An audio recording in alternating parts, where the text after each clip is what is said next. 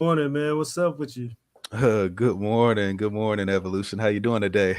Oh man, it's a rough start, but we gonna get through it, man. Yeah, we got it. We got each other. So, Hey, absolutely, man. So you ready? You ready to get it going? yes, sir. Waiting All on right, you. all right, let's go. All right. What's going on? Hey, you digging it for real, man? What's going on? What's up? What's going on? What's up, big money?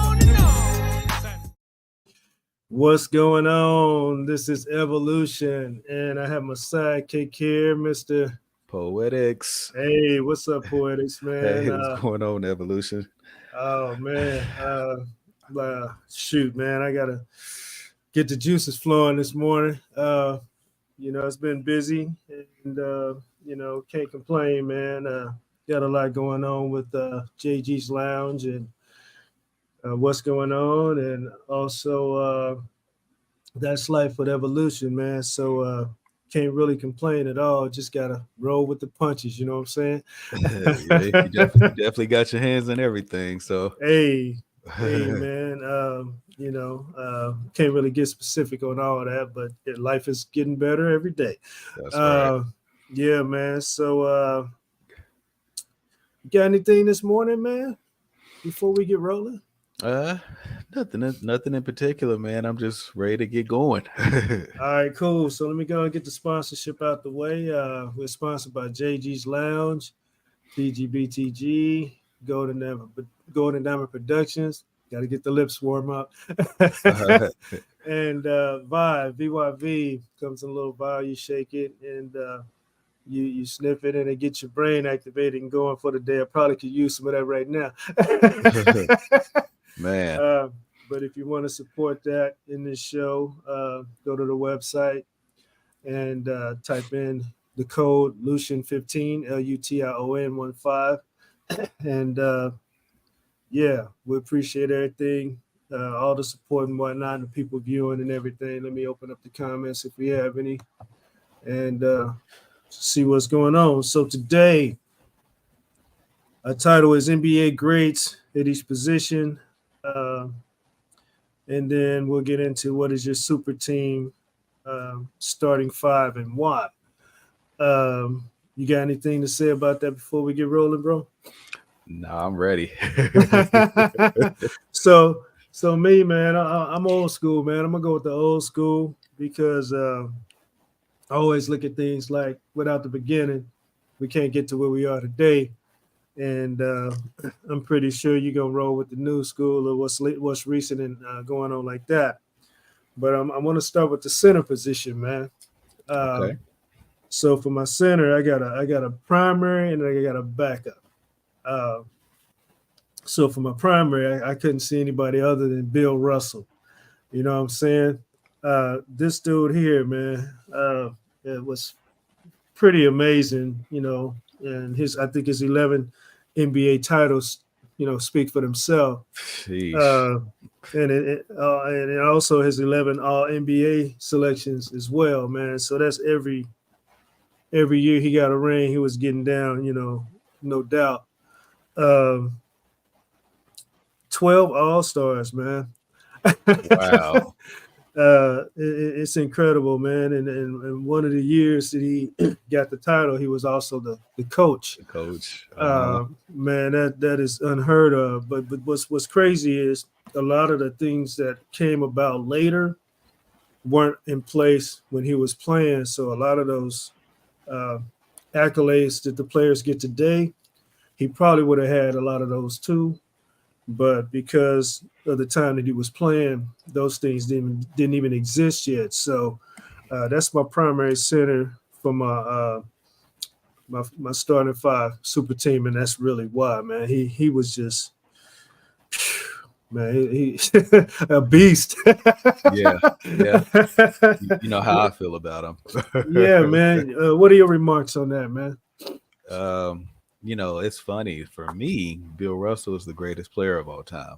Uh, Yeah, yeah, I know a lot of people always push back. Well, it wasn't the modern era. It wasn't, the Jordan or the Kobe or even the Magic and Bird era. And I'm like, yeah, that's true. And then they always try to downplay his accomplishments and say, oh, he did it against plumbers and firemen. And I was like, well, when does Wilt Chamberlain count as a plumber or a fireman? Because last I checked, that man scored 100 points. Right. He was serious. Nobody can mess with him, man, for real. Because it's like they don't understand how many rings did he keep Wilt from actually getting. He only got one championship. Absolutely. So, yeah, that I have nothing else. But yeah, that was a great choice. I would have said the same thing. So, all right, who do you have, man? Who do you have? man, obviously for my center, and I'm going more modern, right? Yes. Okay, so you know how I feel about Russell, but I got to go with the dream, Hakeem Olajuwon. I know that the captain was great, and Kareem, we're talking about Kareem Abdul-Jabbar as the captain. Of course, you can't forget about Shaq. Boy, man. So you've got some great players there, but I just think Hakeem Olajuwon to me was just the most well-rounded of all the centers. He could step out and hit that mid-range, but he could also play in the post. And then, of course, I don't know if there's ever been a big man that's ever had better footwork. Man, I'm glad you mentioned that because that's what I was thinking, man. His pivot work and footwork was just phenomenal and amazing. He could go halfway around the planet, bro. Right. With his pivot. I mean, he started on one side, he ended up on the other, and you just didn't know which way to go with that dude, man, because he was just incredible with it. Man, so I'm glad you mentioned that, man. So, yeah, I'm actually surprised that you went with him, but he's a great choice. Don't get me wrong. Yeah. But yeah, man, I would have thought that you would lean more towards Shaq. But hey, man, but I respect your decision, and I see the relevance of it and why you would do that. And just as a quick side, one reason I also went with him above Shaq is he's the all-time leading shot blocker with over 3,000. Man, so when Hakeem, he was elite on not just the offensive side of the ball, but on the defensive side of the ball as well. Right, and that's strong, to put him in front of Shaq. But like I said, man, you can back it up with those statistics, no doubt. Right. Yeah, man. So I actually have a follow-up to my center position. Okay. And it's crazy that you already mentioned him, Kareem Abdul-Jabbar. I knew. Yeah, man. Yeah, man. Mr. Skyhook. I got an interesting story to tell about that in a second, but he had 2 titles, which is surprising. I would have actually liked to see more, but he had 10 All NBA first team and 19 All Stars, bro. Yeah, LeBron just broke his record. You're absolutely right. Yeah, man. And then 5 All Defensive first team. Outstanding. He was incredible, man. And his length was just I think he could put out his wingspan and go from the east to the west coast. Right. For real. You really ain't getting around that dude. Yeah, that's a great choice as well. Yeah, man. Thanks. My brother was a huge influence, or I guess Kareem Abdul-Jabbar was a huge influence on my brother, because my brother he learned how to use that skyhook effectively as well, man. Oh, wow. And it's a heck of a move, man. If you can get it down and use it correctly, you can be very effective with it, man. Because I pull it out when I'm in trouble. You know what I'm saying? I learned how to, master it for the time being, but I only pull it out when necessary, man. What you got? Yeah, man. Yeah, for my backup. All right, I guess I got to keep it new school since that's the theme. Yeah. I would say for my backup center choice, yeah, I'm thinking Shaq. I know you thought that would have been my first at first. Right. Yeah, I think Shaq, man. Looking at how he was just so dominant, so probably the most physically imposing, arguably athlete of all time. And I got to throw in just an honorable mention. And this dude is really working on kind of swaying me. Uh-huh. But today's Joel Embiid. Boy, man, he come a long way, man. I He mean, he come a long way. looking at the well-balanced game, that he possesses. I was talking about the Dream earlier, but he's also an elite defender as well. So, Mm-hmm. but yeah, Shaq, man, 4 championships. Was a part of that great 1-2 punch between he and the great Kobe, and Uh-huh. then got one with Flash and with Miami in 06. So Boy. yeah, I definitely I got to keep it for Shaq with Shaq right now, but Joel Embiid's creeping up. Yeah, man. Yeah, man. And that's the good thing about these great players when they retire. It leaves space for somebody else to move in and do their best to accomplish what they've accomplished and maybe even go beyond. Right. It was really, really great to see LeBron pass Kareem Abdul-Jabbar, man. You know what I'm saying? Yeah, absolutely. So, he's been doing it for a long time. And when you do it for a long time, things like that can happen, you know? Same Right. with Steph Curry, passing Ray Allen and Reggie Miller, Right. 3-point marksman. Yeah, man. I'm just really happy to see these dudes, excuse me, going for it and getting it, because, the game is getting better and better every day. You know what I'm saying? Getting better and better every day. So my next position is the power forward position. And after looking at everybody, and I was actually thinking this person before I even started, but after looking at what he accomplished and knowing how he plays, and just the character, man, I had to go with Tim Duncan. This dude had 5 titles, 3 MVPs in the finals, 10 all NBA first teams, you know what I'm saying? 8 all defensive first team, which is incredible, man. And when you look at somebody like Tim Duncan, you really don't think he's that effective. You know what I'm saying? Right. And he don't say much, but his game speaks for itself, man. What you got? Yeah, man.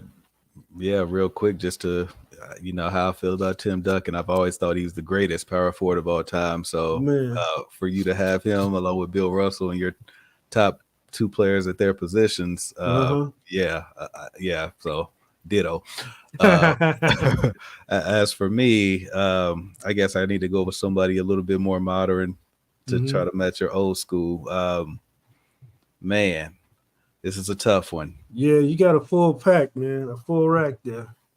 But I would say I guess if I'm gonna go more new school or newer school, I'll go with Kevin Garnett.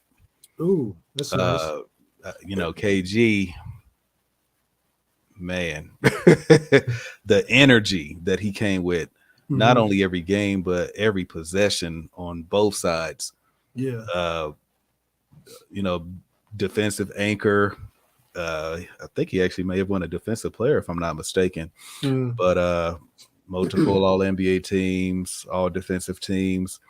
Got that elusive championship when he teamed up with Ray Allen and Paul Pierce in Boston. Boy.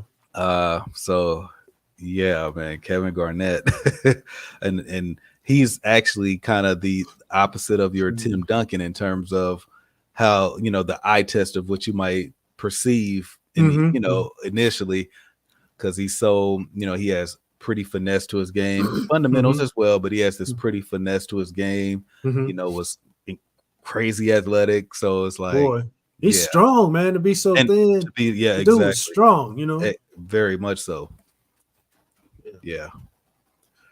All right, man. In my follow-up to the power forward position, actually, it may surprise you, but I had to go with Dennis Rodman, man. Didn't surprise me at all. Okay. So he too had 5 titles, 2 NBA third team, and 2 All-Stars, 2 Defensive Player of the Year. and 7 All-Star defensive first team. What impresses me the most about Dennis Rodman was his ability to rebound, man. His rebounding skill, the people probably still talk about that to this day, but he mastered that, man, and had it down to a science, to the point that he could tell where to be from the time, from the way somebody shot the ball. You know what I'm saying? Right. He knew where it was going before anybody else did, even the person that shot the ball. That's very impressive, man. But his presence is always felt, when he's on the court, man. What you got? Yeah, man, I love that pick. Probably the greatest defensive power forward of all time. Even though I think Tim Duncan's right up there as well, but Mm-hmm. man, that's a great choice. Thank Great you, man. choice. I guess keep it in new school. It's hard for me. I will go with man, my backup to KG.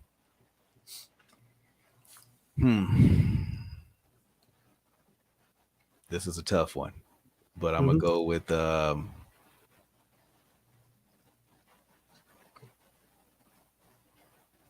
I don't want to forget anybody, so that's why I'm kind of making sure I don't. yeah, man. Take your time, man. Take your time. I'm thinking about names like your Sean Kemp's, your Chris Webber's, Mm-hmm. but I feel like I'm still forgetting somebody else. Dirk Nowitzki was great. Boy. Man. I think I'm gonna go ahead and say I think I'm gonna go Sean Kemp, and I think that's a surprising pick even for myself. Yeah. But when I think of that crazy athleticism I was talking about with Kevin Garnett, Boy, I mean the dude just jumped out of the gym on a game by play by play basis, and he could really embarrass his opponents, and catch them slipping in that. You know what, man? I really think it's something in the water because he's from Elkhart, Indiana, man. And I had the experience to not only go there a few times, but I had the experience to play there a few times. And dude, man, it's like leaping deer in that place, man. I don't know what's in the water, bro, but where he come, man, they jump. I mean, they leap, bro. They deer spring all over the place, man. And I've never seen anything like that before, but I've had the experience to play in different areas, and that was one of them. Excuse me, but yeah, man, just understanding from that area, that's literally what they do, bro. If you can't jump, if you ain't got no hops, you can't play no ball in Elkhart, Indiana, man. So I definitely understand his ability because I've seen it firsthand, bro. And I got some hops, and at that time I had some super hops, but these dudes was jumping over me, man. and I had some hops, man, for my height. These dudes was leaping out the gym, man. So I definitely see where he got that from. It's just how the game is played up there. But if you never did that and experienced that, you just never know. You just think that's his ability, which it is. Right. But there's a reason behind it. You know what I'm saying? And just a quick note before we move to the small forward position. I think the only thing that kept him from, getting an actual championship was meeting Jordan in '96. Boy, that name right there. Gary Payton, Jordan kind of put a stop to a lot of championship opportunities for people. If you played in the '90s and you didn't play on Chicago and Jordan wasn't retired. In fact, that was when Elijah got his, right? Absolutely, back to back. He was like, "Let me go ahead and get mine now." So he said, "Boy, hey, I'm stepping out. Shoot, Jordan out the way. Hey, you look out, here I come." And boy, did he do it! He played like a sick man, dude. Back to back, man. Man, he went off. Yeah, man, that's great. So, small forward. And now the two that I picked, I can kind of interchange them, I think. But I went with Julius Erving. Wow. Okay, that's surprising. Yeah, I know that might surprise you, man, but he had 3 chips, 4 MVPs. You know, and he played with the ABA. Some, and I just, dude, the way this dude moved, the gracefulness and the things that he did in the air, Right. I think he brought a lot of entertainment and excitement to the game as well as being very effective as a player, man. Dr. J was surgical. Right. You know Right. what I mean? I mean, the Right. things he could do with that ball, man, was just He was amazing, man. he was the precursor to Michael Jordan. Yeah, yeah, Yeah. absolutely, man, absolutely. So, what you got for that, man? I love it. And just so our audience understands, uh Evolution's taking the old school route for the his choices here, and I'm Yeah. taking the new school route just to kind of have a comparison and contrast, just so Uh huh. our audience understands what's going on. Uh, Absolutely, absolutely. so yeah, man, I love that.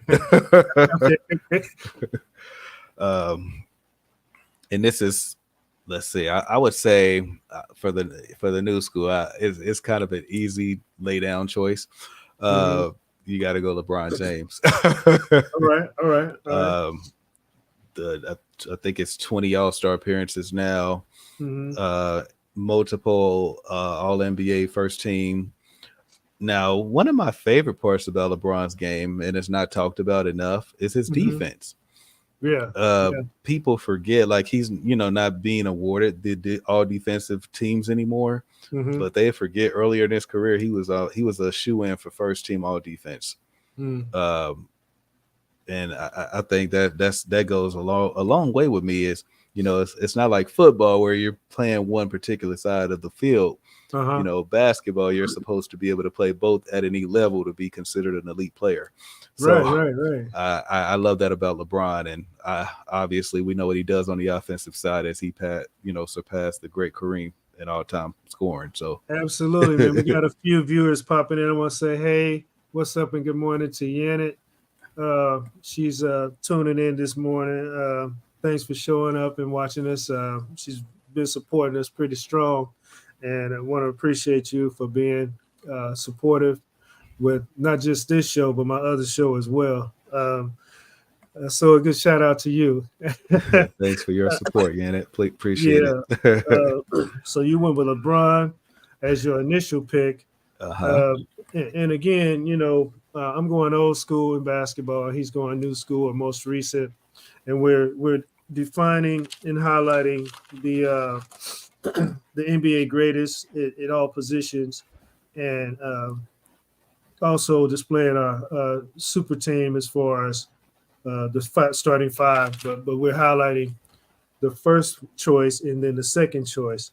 So my second choice for a small forward is Larry Bird, man. Yes, sir. Larry Bird, man. Yes, And like I sir. said, I probably could have interchanged both of these. It was kind of difficult to, Right. you know, go pick one over the other. But Larry Bird too has 3 titles as well. You know what I'm Right. saying? Which is surprising. Kind of like Kareem Abdul-Jabbar. I would. Uh, they probably could have easily got more. You know what I'm saying? Right. But Larry Bird was up against Magic Johnson. Right. Right. Right. and Absolutely. boy, did they go at it. But Absolutely. that was like one of the first real rivalries of the NBA, man. That went on for almost a decade, right?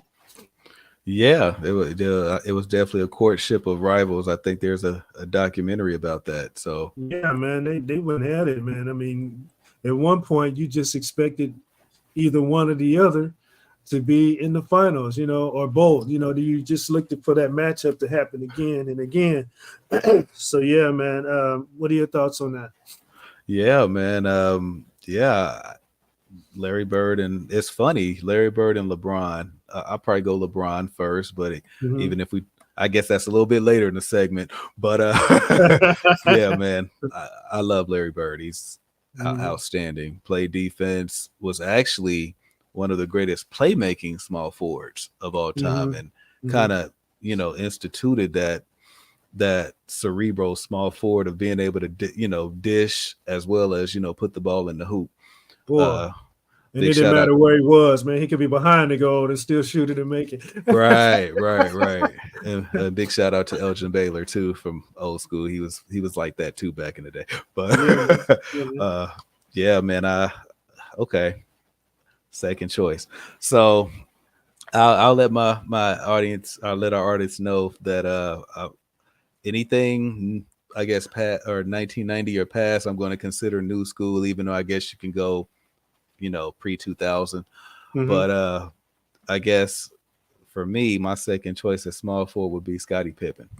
Ooh, nice, nice. I think to be able to play defense the way he did, he actually made Jordan's job so much easier because in the event that you wanted to save Jordan's energy for the second half and to be able to close out the game, you could actually put Scottie on the best perimeter offensive player and let Jordan kind of rest up a little bit and maybe play almost like free safety. Boy. and it worked out pretty well for Chicago, I would say. So Scottie Pippen is great. And I think another quick thing about it is he's really, really great in his own right, because even when Jordan had retired, I believe it was that first year, he got Chicago back to the conference finals. So it's not like, Chicago completely just fell off the cliff when Jordan had retired. But of course, not having Jordan, it's going to be hard to, get past, your New Yorks or your Indianas or whoever you had to go through during that time. So yeah, man, because having Jordan is like having an extra boost of an engine boost towards the end, because where everybody else gets their pinnacle or fall off, Jordan hits that blast button. You know what I'm saying? And it takes off. For sure. So definitely that makes a lot of sense. And I respect your choices too, man, because they're just good ones. You know what I'm saying? Undeniable. Before we go to the point guard position, I want to hit one of our segments, man. And this is called I Didn't See It and I Didn't Heard It All. Man, I saw this and I was like, yeah, this is the one for today. So here it is. Pigeon suspected of being Chinese cleared by Indian police. Now let me get into it just a little bit more. I see your face, bro. It's just crazy, right? The suspected Chinese spy pigeon was detained for 8 months detention before being released into the wild, man. Come on. This is a real story? This is a real story, man. Okay. I really don't know what's going on in China and India, man. But wow. For real. I mean, okay, so let's back that up and let you know what I'm thinking. If this is like back in the day, like before modern technology, or when people did what was considered pigeon mail, they tie a little note or message on the pigeon's leg and then let it go. And somehow the pigeon went to where it was supposed to go. I don't know how that worked out, but this is like recently, bro. A spy pigeon? Come on, they think that China them, made a genetically modified pigeon and said, "Oh yeah, this is how we gonna do it." Right, man. I mean, with all the technology out there today, it was detained for how many months? 8 months, bro. What can you get past 8 minutes or 8 hours or 8 days from a pigeon, bro? That's crazy. 8 months. I'm like, are they dissecting this mug? Are they going through every part of it? I mean, what is the thought? To me, man, that is a waste of 8 months. And the poor pigeon, man, Wow. I didn't see it, And and I I've didn't heard it heard it all. all. Wow. Wow. Okay. Yeah, man. Okay. Oh my god. So all right, let's get back into it, man. That was I had to pull that one out today. That was so Oh, funny. Go ahead, and bro. just real quick, I know you mentioned the point guard position. Did you want to do the shooting guard position next, or were you saving that for last? Actually, shooting guard is down the road a little bit. I Okay. was going to go to the point guard position after small forward Okay. Cool. because we did center and we did Power forward and power small forward and forward. small forward. Yeah, so we're getting into the point guard position now. And my first choice was he was referred to as the Houdini of the hardwood, uh, Bob Cousy, man, Robert Joseph Cousy, uh, who has 6 titles, 13-time NBA All Star, first team, and I'm sorry, and one MVP. He was 13-time NBA All Star and one-time MVP. Bob Cousy, man. I mean, they called him the Houdini of the hardwood, bro. What are your thoughts? It's funny, man. Like I surprised you with the Hakeem Olajuwon pick over Shaq. Uh huh. You just surprised me with the Bob Cousy pick. I was actually thinking you might pick, who, Yeah, Magic. yeah, yeah. So okay. There's a method to my madness, bro. I Go got ahead. you. I got you. Uh-huh. I got you. Yeah, man. Bob Cousy was outstanding. Mhm. He was the point guard on those Celtics-led Russell teams. So Boy, yeah, I mean his resume obviously speaks for itself, and absolutely. he obviously knew what he was doing. Boy. Who do you have, man? Who do you have? Now you already know. Since we're going new school here, CP3. I knew that. I probably could have said that for you, but go ahead, man. Explain. Oh man. Man, anytime you get a nickname like the point guard, I kind of just I'm a big Dwayne Wade guy, especially back in the mid 2000s, and Wade was my guy before I realized who CP3 really was, and I just happened to turn on the TV one day, and I'm like, "Who is this dude?" Right. And actually, I've been following him ever since.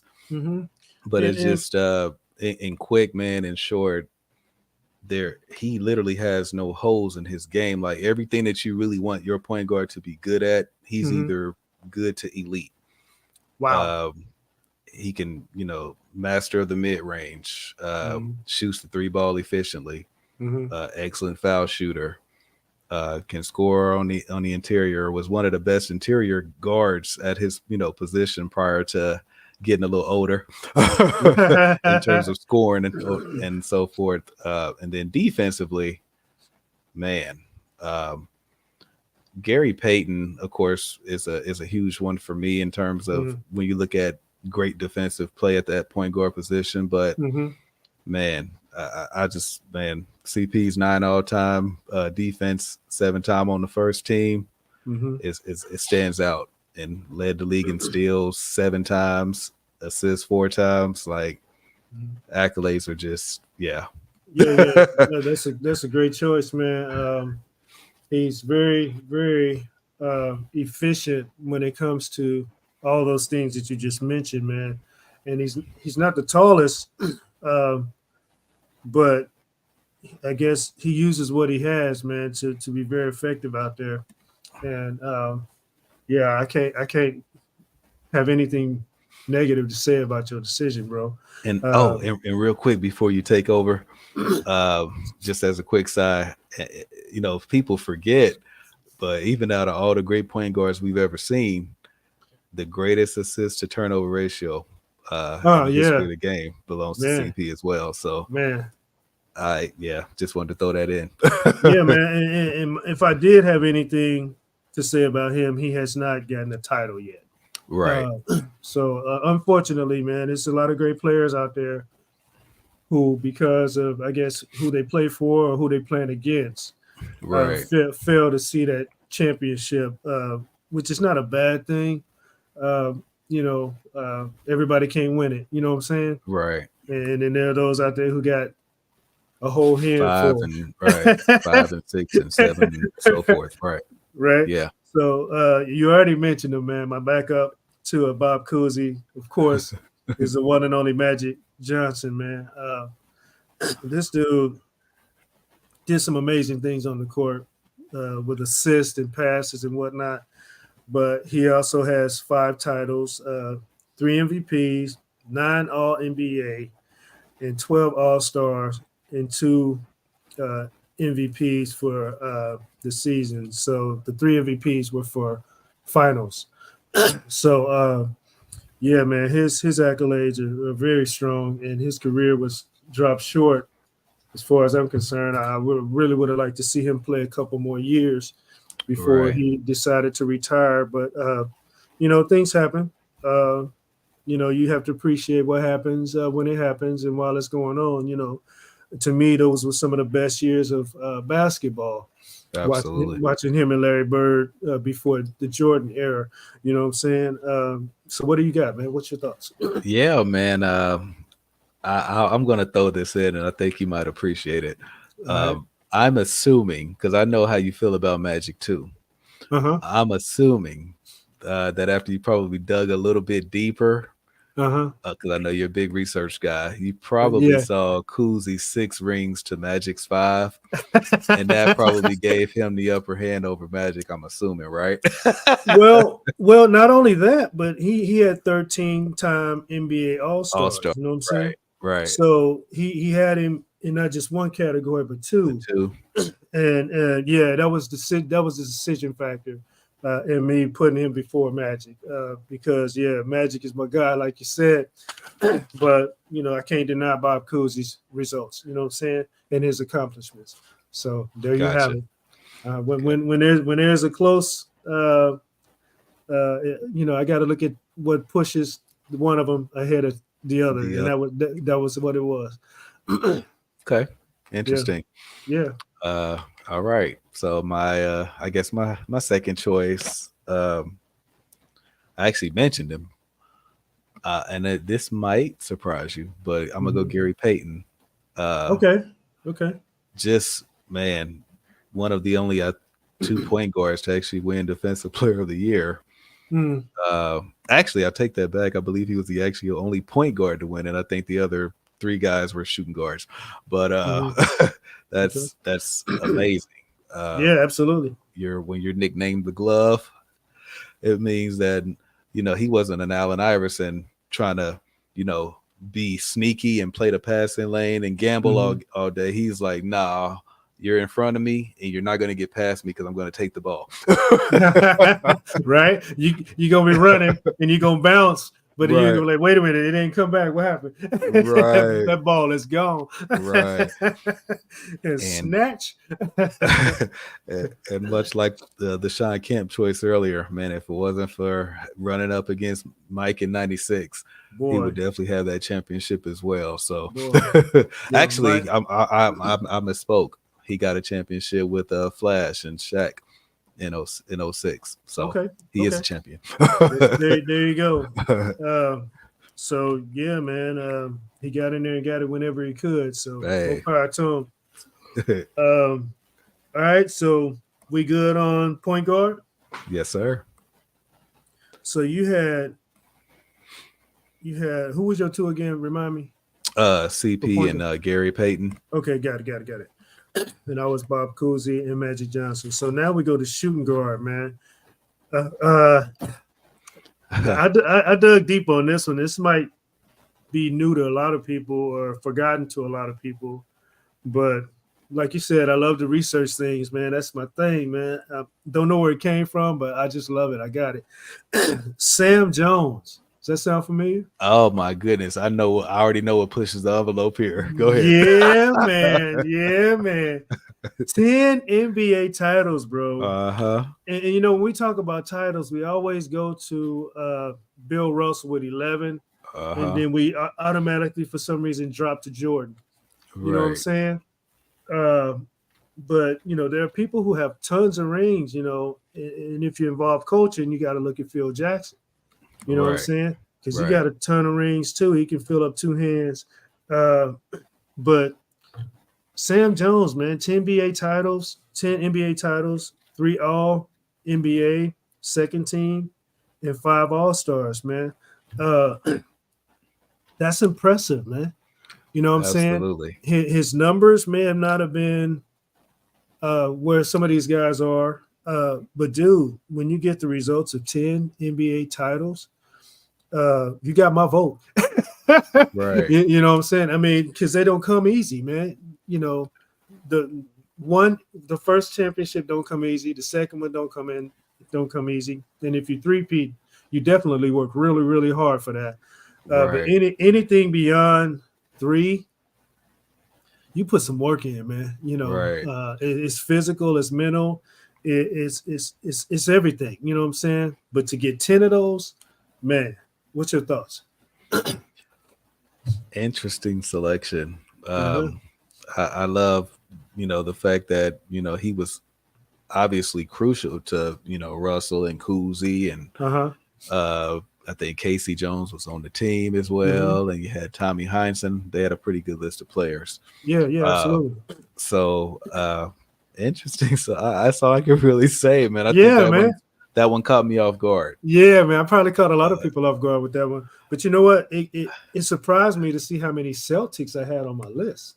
right, You know what I'm right, saying? right.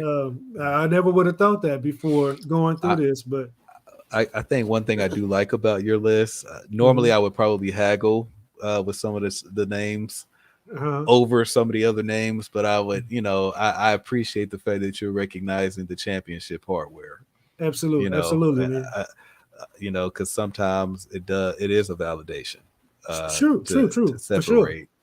Yeah. for So, sure. in the spirit of me sticking to what I said, Uh-huh. anything past 1990, I'm gonna consider the more modern era, even though Uh-huh. that's questionable with 2000 probably being more accurate. Mhm. But I'm gonna make this one easy. I'm gonna go Jordan. Okay, okay. Okay. And, yeah, man. Of course, he's one of the only few guards to actually win the Defensive Player of the Year award himself. Mm-hmm. People are always in awe with his, aerial prowess, as we should be. Mm-hmm. But I'm a big numbers guy, Uh-huh. so 30 points a game is outstanding. But Boy. the fact that he could lock you up like Scottie Pippen as well, you know, yeah, and have 6 championships and 6 tries to show for it with Boy. 6 Finals MVPs. Mm. Yeah, yeah. Yeah, man. What's interesting is I designed this on purpose. And you remember you was trying to go shooting guard earlier. I was like, Uh-huh. no, I pushed it back a little bit. Uh-huh. And I just did it just because I wanted to see if we had anybody that matched up in our list. Uh-huh.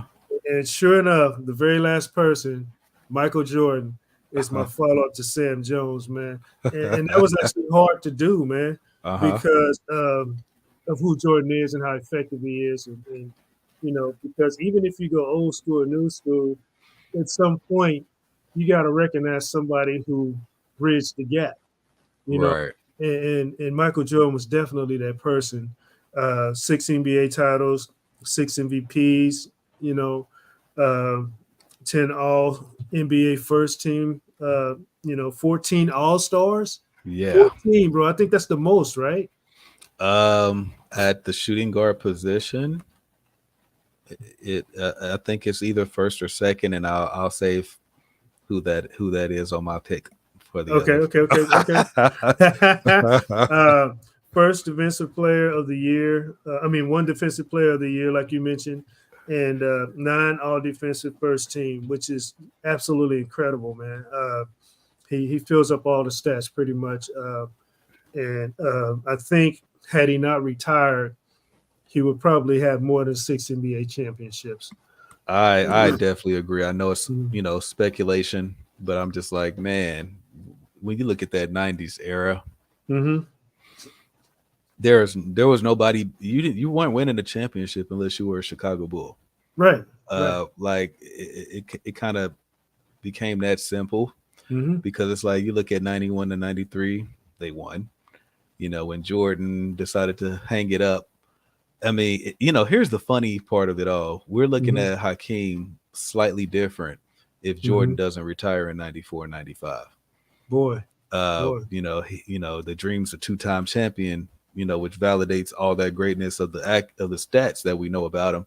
But Mm-hmm. it's kind of like if Jordan doesn't retire and he keeps playing, he might win 8 rings in a row. And the crazy thing is, if he didn't retire in 99 and they didn't go crazy in Chicago trying to break the team up, Mm-hmm. he might have won another one in 99. Boy. So it's interesting. Yeah, absolutely, man. Go ahead with your second, man. All right, man. For me, it's a really easy, and I mean easy choice. Mm-hmm. Kobe Bryant. Oh yeah. Oh yeah. Sometimes people tend to criticize the number of times he shot the basketball. I think that statement is made almost every day, man, by everybody. He was definitely a high volume shooter for sure. But I will say, man, the heart that he played with, of course, he definitely emulated almost everything and how he approached the game from Jordan. Right. But I think he had just a way of approaching the game like, I want to be Jordan, and if it ever be possible that I may surpass him, then so be it. Mm-hmm. But I want to be like this guy. Mm-hmm. And I mean, if there were ever an athlete to emulate another athlete and do it successfully, right, it was Kobe Bryant. Absolutely. No argument there, man. Gone too soon, definitely. But man, I would have liked to seen another 5 years of Kobe. You know what I'm saying? Yeah. But if you don't have anything else, man, I want to shift gears, man, because we talked about this a little bit before this episode today. You have some things you want to shift up and go football for a minute. Yes, sir. Go ahead. I'm sorry. And real quick, I wanted to make sure I did just check on my phone. Sorry, folks. But Kobe was an 18-time All-Star, so I just wanted to make sure I didn't, have him making more All-Stars than Jordan if he didn't, but he did. Right. Yeah. Absolutely. He got started a little bit sooner too, right? Right. Came out of high school. Yeah, and 18 is fabulous. So yeah, right. Jordan was the second. Right. So in that statistic, he definitely passed Jordan by a good number. Right. So yeah, man, great. So Brock Purdy. And I'm gonna give you the floor, bro. Do your thing. Thank you. I appreciate it. So there's a lot, going on about game manager when it comes to Brock Purdy. And it's like when you look at his stat line, over 4,200 yards passing, and he literally broke San Francisco's single season passing record. Passing Steve Young and Joe Montana in a category. Last I checked. I mean, when is that? That's not game manager work. He led the league in passer rating. Led the league in quarterback rating. Like, it's kind of like, what do you have to do in order to be considered elite? So I've heard other takes on it, like, guys like, the great Cam Newton, they'll say, well, players like myself literally had to carry a team. We weren't surrounded with this incredible, great, deal of talent around us. And we had to, carry our team to the finish line. But, for those listening, I'm going to refute Cam Newton just a little bit. Cam Newton had Greg Olsen at tight end. He had Steve Smith at wide receiver. And he had Jonathan Stewart at running back. So he had some weapons at skill positions as well. It's not like it was just Cam Newton and a bunch of nobodies who never made Pro Bowls. Right. So that's first and foremost. But secondly, how can we penalize Brock Purdy for San Francisco being not, adequate at running their organization? You're supposed to surround your quarterback with talent. Yes, he's supposed to lead the team or what have you, but you're not, last I checked, every great quarterback has had some kind of weaponry, even if it was just on the offensive line and you had a stout offensive line, but your receiving weapons were like, Yeah. I mean, if you can sit there for 5 to 10 seconds every time you drop back, Right. that gives you time to make any average receiver look pretty good. So Absolutely, man. And hold your thought, because I'm going to jump in here real quick, because when I was doing my research on Brock Purdy, he was the final draft pick for the 49ers, man. Mr. Irrelevant. Mr. Irrelevant. Right. You know what I'm saying? I mean, that's kind of cold, but to me, it don't matter where you start. It matters where you finish. So looking at him right now, I mean, he got 30 touchdowns that he threw for, compared to Patrick Mahomes' 27. And I will say that he threw them, but his receivers didn't catch him. Right, absolutely. They led the league in drop passes over 30 this year. So yeah, absolutely. so that number could have easily been different for Patrick Mahomes had his receivers been on point. Right. And Purdy, you mentioned his passes, 151 passes, man, which is incredible for first time around for his first full season, right? But then you look at Patrick Mahomes, 210. Quite a difference in that area. But again, he's new to the game. You know what I'm saying? So that's really strong numbers, man, to support your theory. Go ahead, bro. And I just want to make sure I don't misunderstand you. You said passes? Yes, 151 passes. That's what I got for Purdy. Is that for the playoffs or? It's got to be regular season, man. In terms of passing attempts? Completions, I'm thinking. What you think? What are your thoughts? What do you got? You got something different? Yeah, I'm pretty sure. And I haven't. Maybe you're right. We can look it up, man. You can look it up. Go ahead, man. Anyway, yeah, it's I just kind of I get so irritated by the term game manager, because and of course in actuality, game manager means you're leading your team, you're managing the game, you're doing what's necessary. Sometimes you need to be aggressive, sometimes you need to dial it back. Sometimes you need to use your legs, sometimes you need to stand in the pocket. Sometimes you need to extend the play, sometimes you need to throw this quick pass because it's just wide open and nobody's within 10 feet of the guy. So it, in real technical definition, the game manager isn't a negative term, but because of how we have come to use it in modern day society, when you call a quarterback a game manager, that means you're saying, oh yeah, he's really not a guy that can actually lead us to victory. He's just a guy that's not going to be the reason we lost, kind of outlook. Right. Okay. Yeah. So, I just kind of like, I'm pretty passionate about that one, because I'm like, all we can do is look at what the outcome is. What are they doing? What are the stats they're putting up? But people will say, oh, well, he should have threw 2 picks against the Lions or the Packers and all of that. And I'm like, well, we're not going to deal with ifs. We're going to deal with what ifs. We're going to deal with what is, So the fact is, he threw the touchdowns. He didn't throw the interceptions, because they were like, there was a lot of controversy about the 51-yard bomb he threw to Ayuk that was literally in the defender's face mask, bounced off, and his teammate kept going and caught it. Hey, that's football, man. I'm like, that's football. That's what everybody's like, oh, that should have been a pick. He wasn't efficient there. I'm like, wasn't a pick. It was a 51-yard completion. Like, exactly. What happened, happened. That's it. Get over it. Right.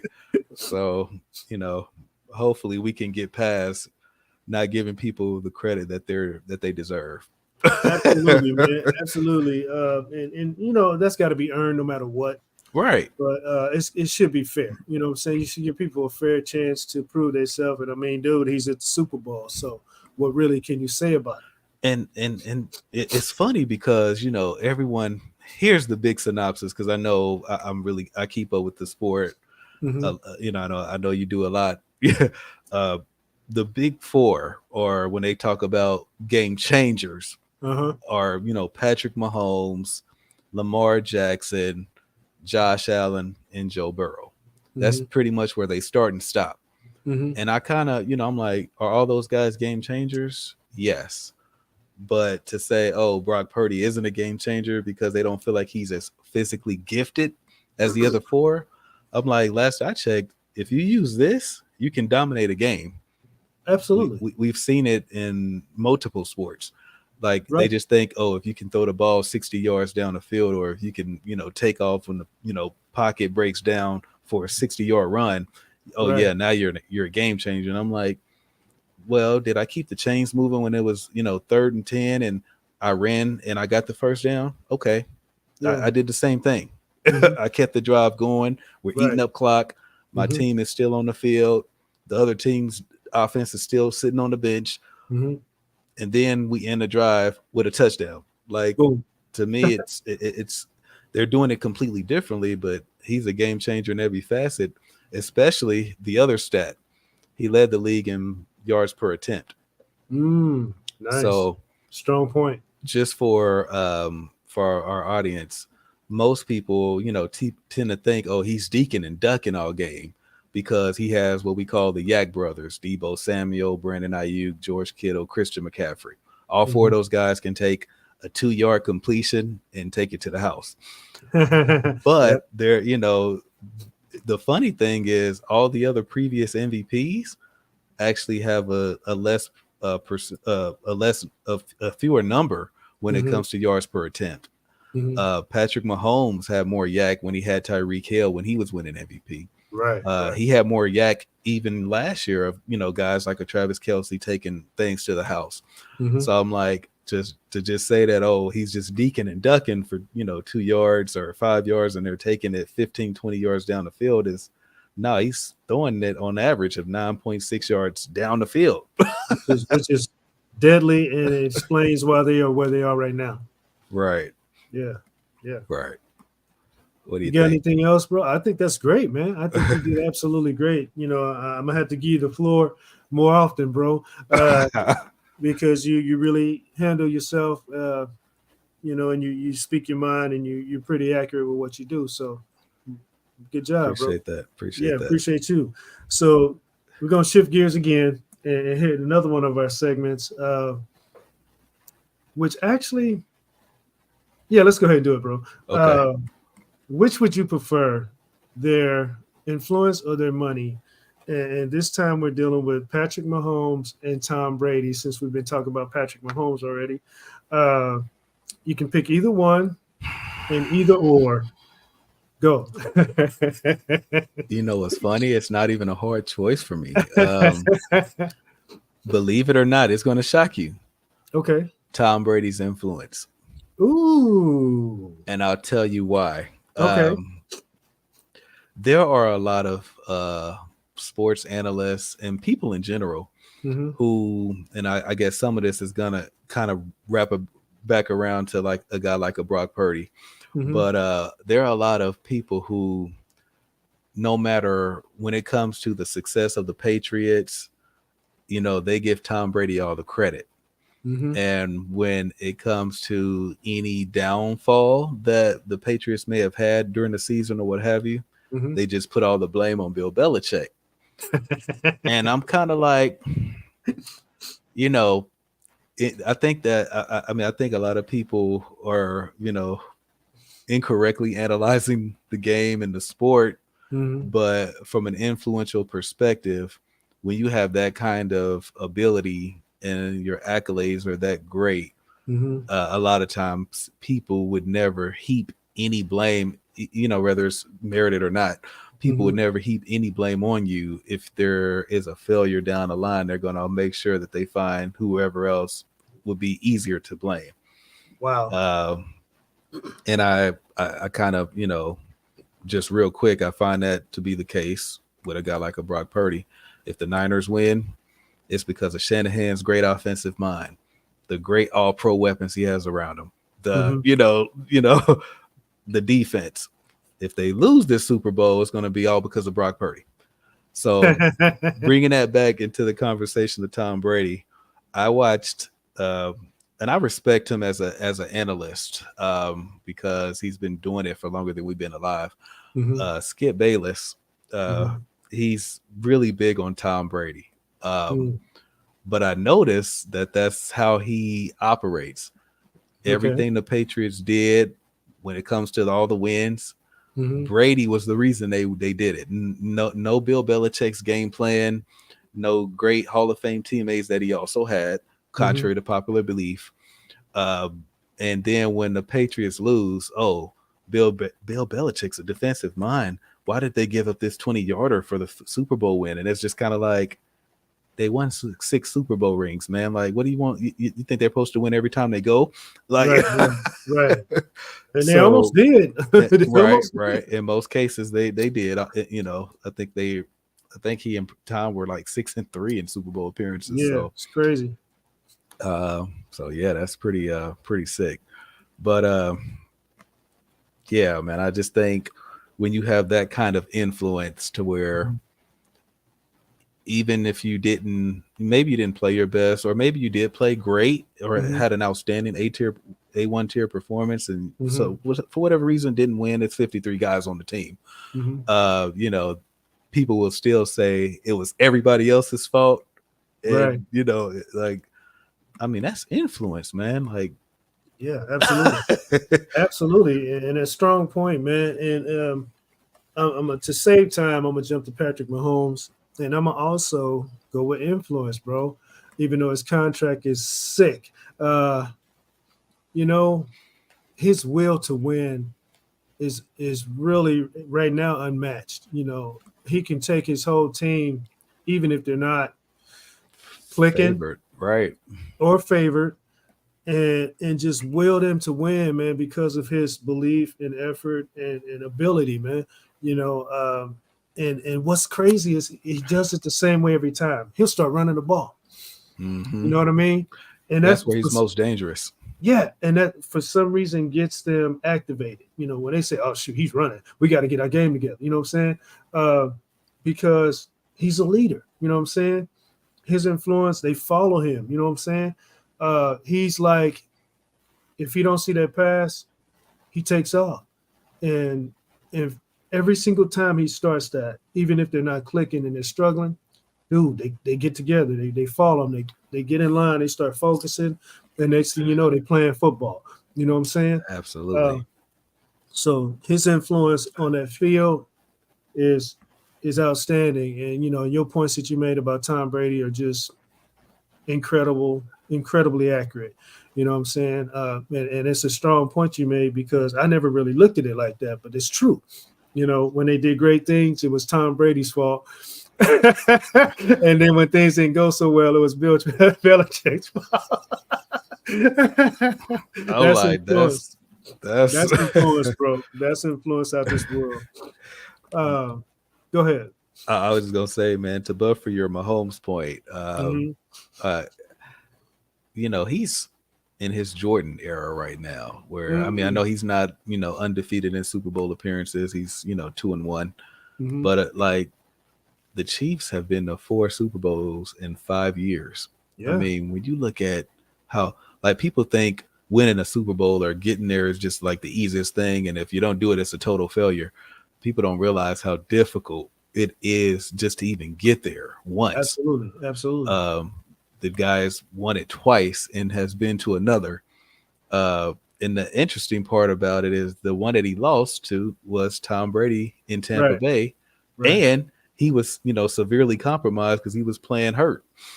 So, but even to add to that, don't lose your thought, man. Excuse me for jumping in, but Tom Brady knew what he was up against. So Right. he denied him the ball that last 2+ minutes. Absolutely. He said, I am not going to give him a chance to come back and beat me. And that's exactly what he did. He held that ball for the rest of that game, and he mastered that time. Game manager, is that what that's what we was mentioning earlier? Right.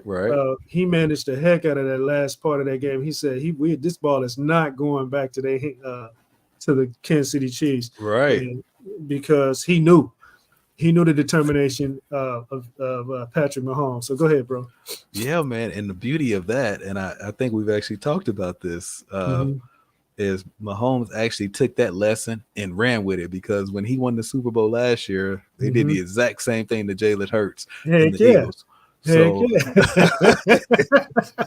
I mean, and Hurts had an outstanding performance. But it was, the Chiefs had the ball last. There you go.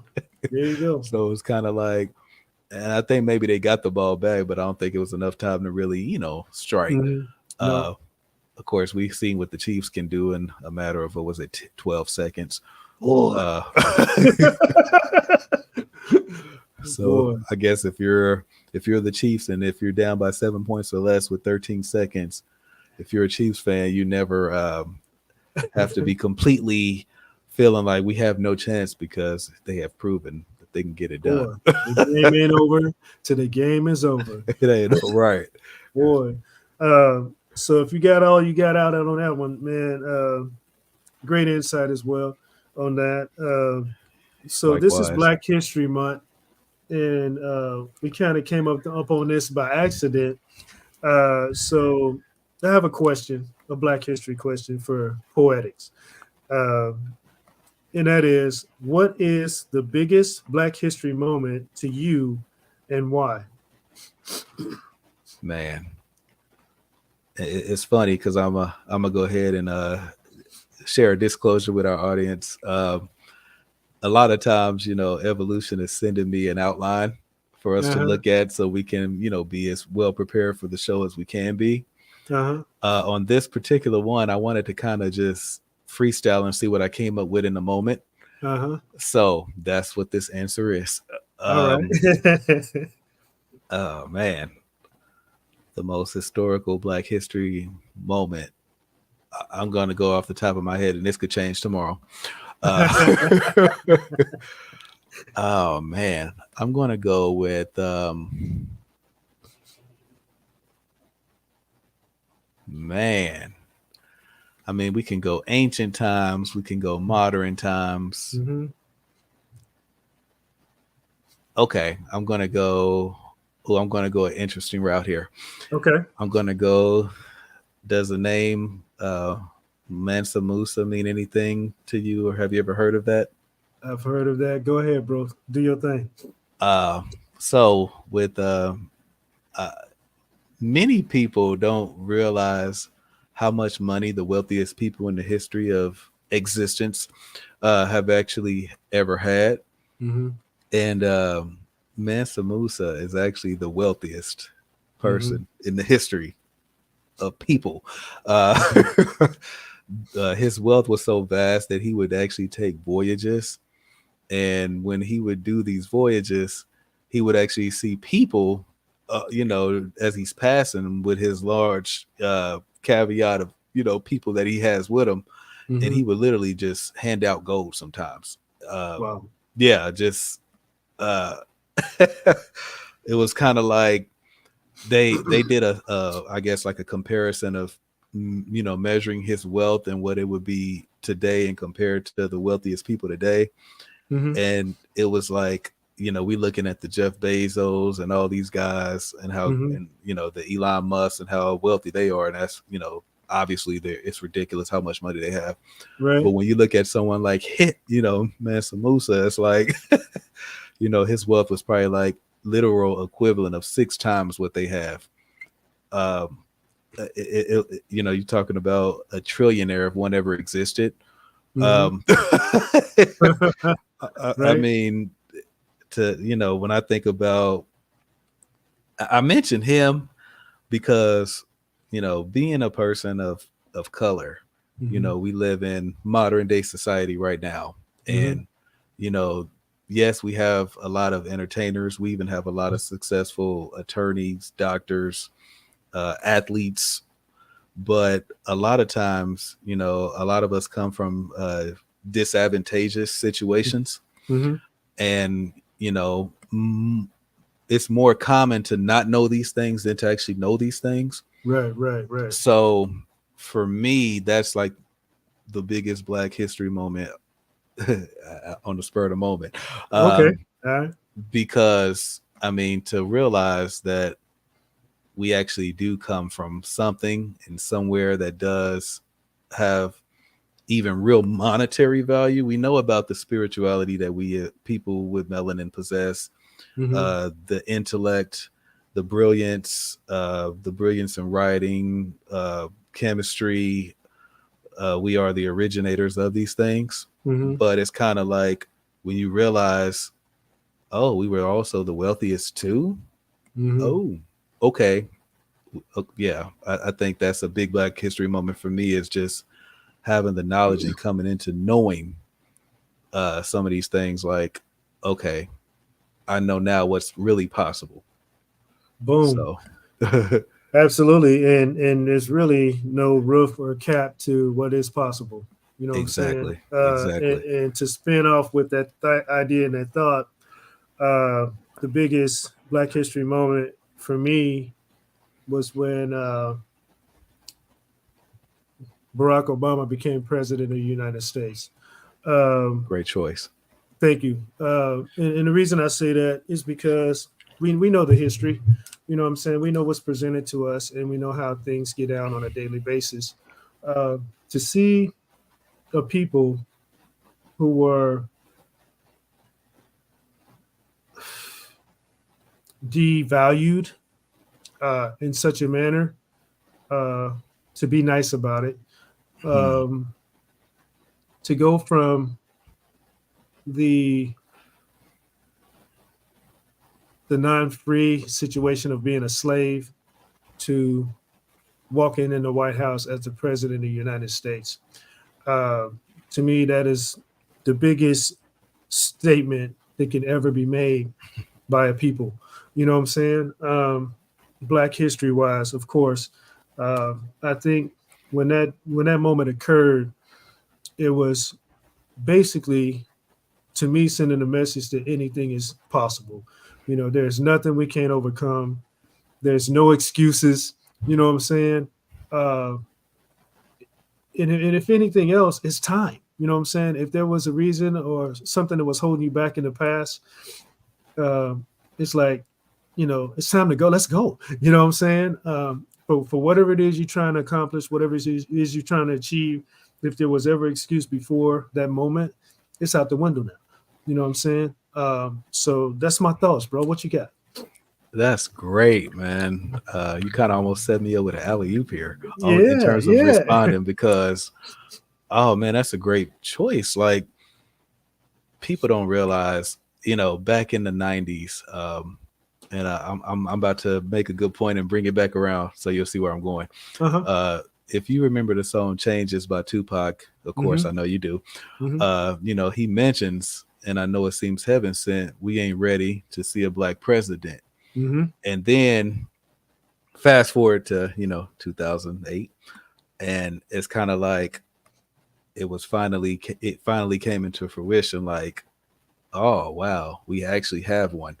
Yeah, yeah, yeah. So yeah, man, I think, yeah, to let you know what's possible, and it allows us to continue to push that envelope, and, you know, push, you know, thinking outside of the box. And like I always say, you know, getting to the point where you realize there is no box.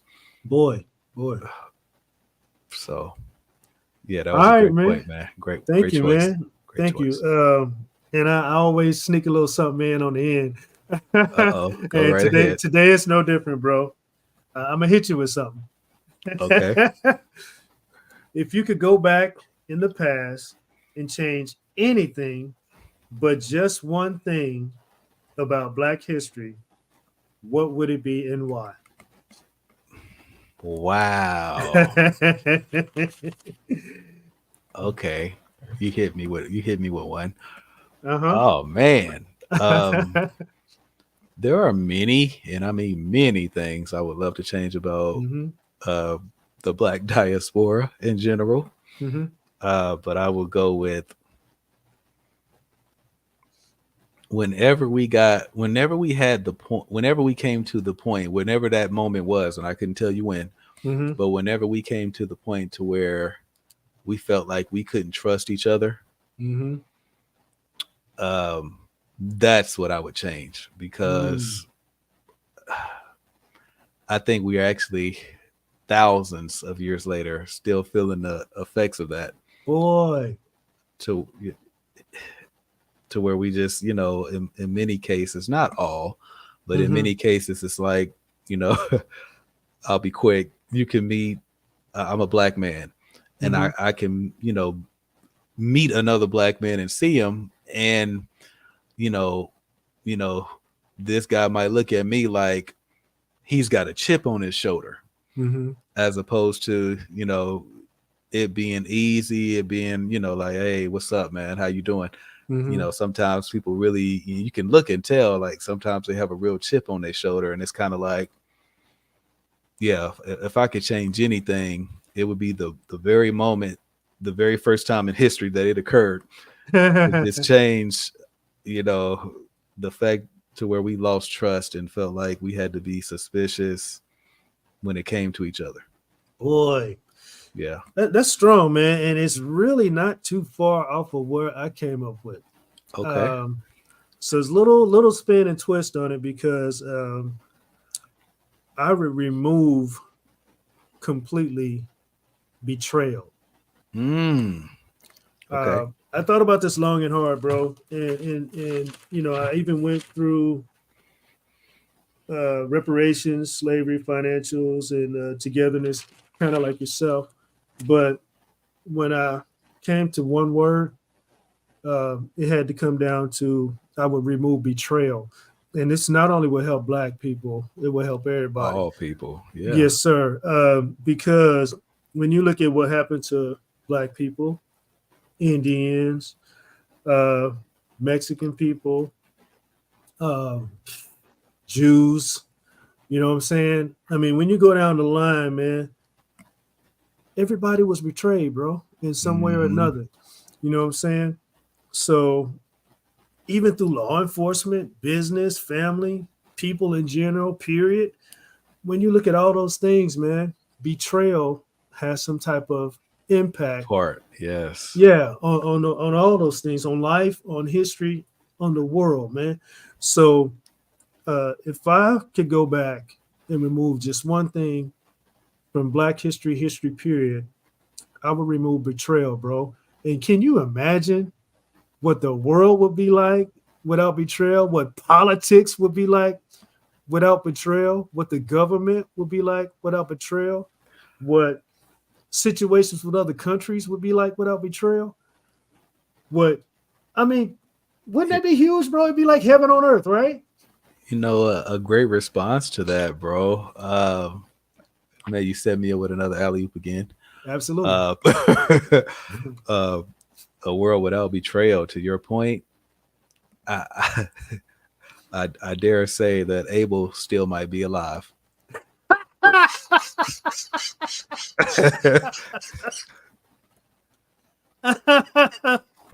Oh man. That was great. Oh man, that was great.